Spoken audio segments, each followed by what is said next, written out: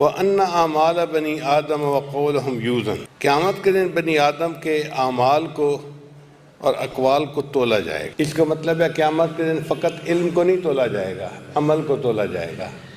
تو جب تک علم عمل کی صورت میں نہیں ڈھل جائے گا فائدہ نہیں دے گا۔ محدثین نے فرمایا کہ انسانوں کے 3 جماعتیں ہوں گی۔ ایک جماعت ان مسلمانوں کی ہوگی جو بلا حساب جنت میں جائیں گے۔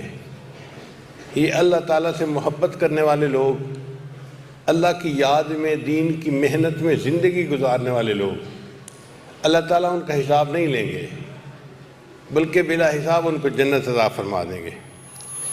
چنانچہ نبی علیہ السلام نے ارشاد فرمایا، اوتیت 70,000 من امتی یدخلون الجنت بغیر حساب۔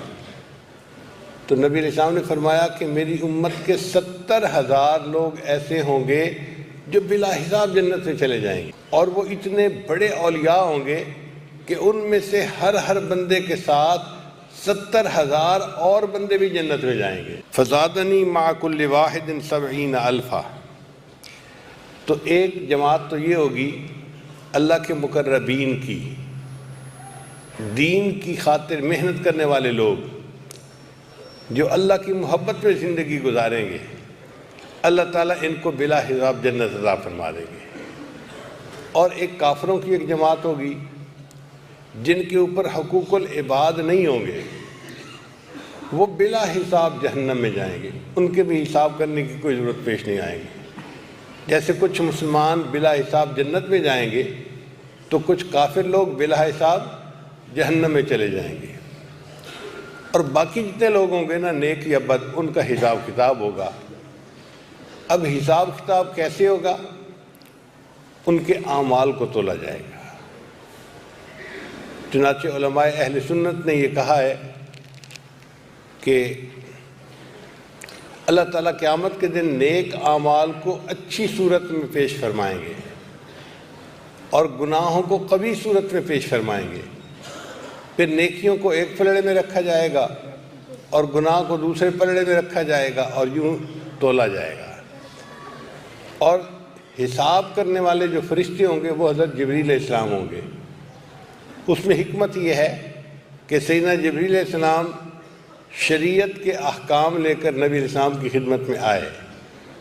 اب جو شریعت کا میزان انسانوں کے پاس لے کر آئے، انہی کو یہ بات سجتی ہے کہ انسانوں کے اعمال کو شریعت کے مطابق تولیں۔ چنانچہ صاحب میزان جبریل علیہ السلام ہوں گے۔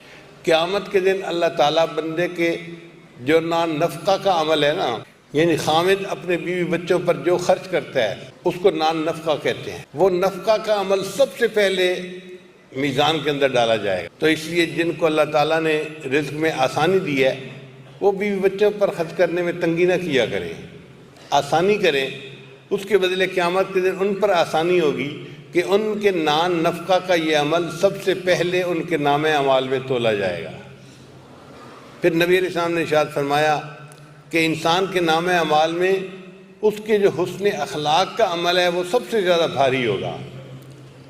اس کا مطلب یہ کہ ہمیں چاہیے کہ ہم اپنے اخلاق کو اچھا کرنے پر بہت زیادہ محنت کریں۔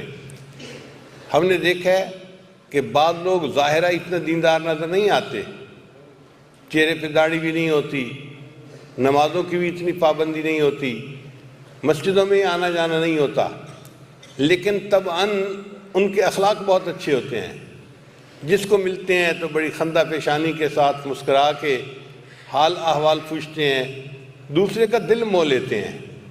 یہ اچھے اخلاق والا بندہ اللہ کو زیادہ پسندیدہ ہے بنسبت اس بندے کے جس نے ظاہر شکل تو شریعت کے والی بنائی ہوئی ہے لیکن رف اینڈ ٹف ہے، کبھی اس سے جھگڑا، کبھی اس سے بات، کبھی ادھر تنقید۔ یہ بے سینگ کا جانور ہے، اللہ کو ایسا بندہ پسند نہیں ہوتا۔ تو ہمیں اپنے اخلاق پر بہت محنت کرنی چاہیے۔ نبی السلام نے ارشاد فرمایا، اکمل المؤمنین ایمانا احسنہم خلقا۔ ایمان سب سے زیادہ کامل اس بندے کا ہے جس کے اخلاق سب سے بہتر ہوں۔ تو مومن کو ہمیشہ گفتگو بھی نرم انداز سے کرنی چاہیے اور خندہ پیشانی سے ہر بندے کو ملنا چاہیے اور دوسرے کے ساتھ محبت سے پیش آنا چاہیے۔ تو احادیث سے پتہ چلتا ہے کہ حسن خلق جو ہے یہ نام اعمال میں سب سے بھاری عمل ہوگا۔